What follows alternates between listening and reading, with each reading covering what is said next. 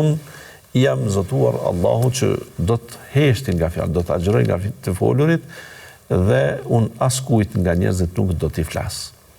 Mirë po, Allahu i kishte dhënë frymëzim Mariamës që jep isharet ka djali. Ka djali, ka foshnja, ai e thot foli këtij. Foli këtij. Fëmia i një ditëve parafarsisht mund të jetë kjo. Ti flasim ne foshnjës, ai po të ishte 2 vjeçar, ne nuk mund të merrim me vesh me te. Ai por sa lindur, ai në atë rast duke shikuar ata ka djepi, sa i thanë, kejfe nuk ellimu men kane fil mehdi sabija, qysh mund, pse po luan me ne, qysh mund t'i flasim dikuj që është në djep dhe është foshnje krejtësisht.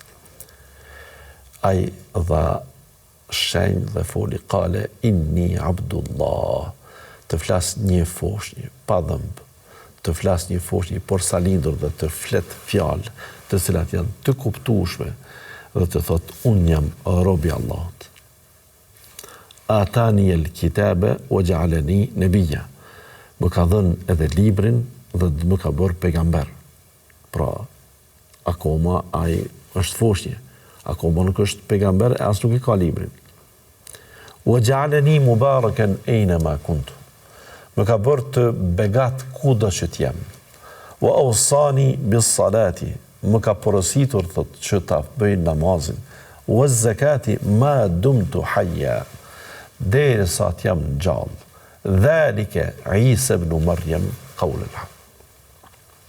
Ky është Isai, biri i Mariamës.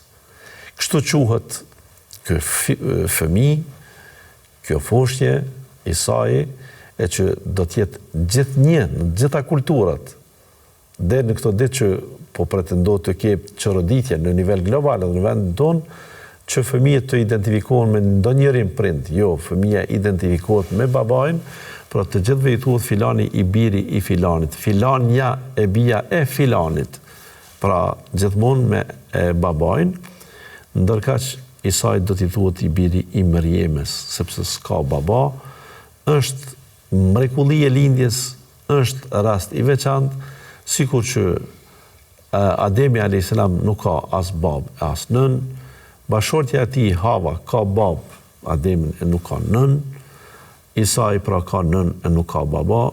Këto janë 3 lindjet me mrekulli që Allahu i ka bërë të veçanta, të tjera më nuk do të ketë.